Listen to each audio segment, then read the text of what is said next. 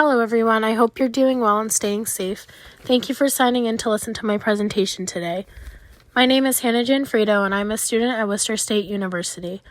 This research project focuses on the Atomwaffen division's creation and how it's come to be viewed across media sources. This group's extremist actions have been broadcasted amongst popular media and news sources. Their violent tendencies and hateful ideals are meant to be blatantly offensive. Living in the 21st century, surrounded by technology, the portrayal of the Atomwaffen division's ideals have come to be infamously known by many in less than a few years' time. The Atomwaffen division is a small white supremacist organization that was created in 2015. In the few years of its surfacing, they have come to be known for their violent nature. It is noted that this group's formation rose from the 2017 dissipation of an online forum entitled Iron March, that then sparked the violence we see today. In 6 years' time, this group has been linked explicitly to as many as 5 murders on U.S. soil.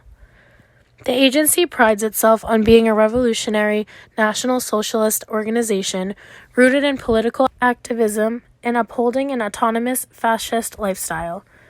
Members of this group seem to have an obsession with serial killer Charles Manson and idolize his idea for a race war between black and white individuals.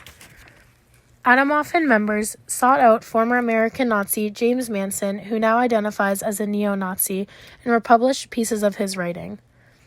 Atomwaffen joinees must partake in a 3-day training camp, otherwise referred to as a hate camp, with residing members to learn how to handle firearms, hand-to-hand combat, and train for the group's overarching wish to overthrow the U.S. government through acts of domestic terrorism and guerrilla warfare. The organization's website seeks members to partake in real-world activism versus keyboard warriorism. The most detrimental mission Atomwaffen seeks to complete is to break down society and get community to a point in which a race war is sparked. Through doing this, members intend to then construct an entirely new means of society grounded in their political principles. Social media postings portray a large sense of what this group is seeking to present to a society. A YouTube channel that appears to have affiliation with the division captures footage from the doomsday hate camps discussed earlier. Members can be seen burning the U.S. Constitution and chanting "For the martyrs now and the martyrs yet to come." Atomwaffen member and active duty U.S. Army soldier Carver posted to Instagram with the Charles Manson t-shirt on.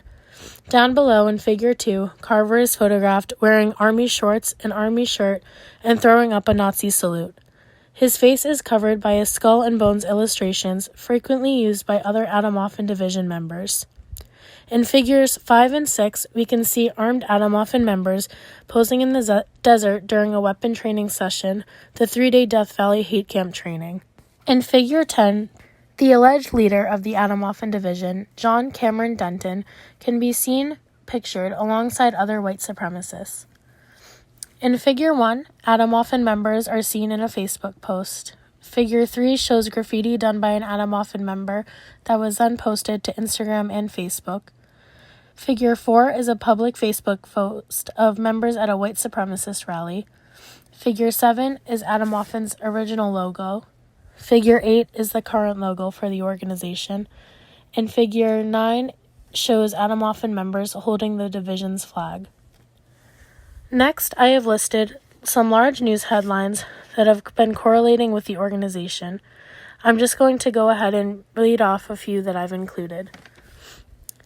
Exclusive: Army investigating soldiers' alleged leadership in neo-Nazi terror group. The Army private is allegedly a recent leader of the Atomwaffen division, a violent white supremacist group. Suspects in 5 killings reportedly linked to Maccabee neo-Nazi group. FBI crackdown on Atomwaffen division heats up with new arrests. 2 members of a Virginia cell and an active duty soldier who belongs to an offshoot group have been charged in recent weeks. In closing, there are a few unsettling points regarding this agency.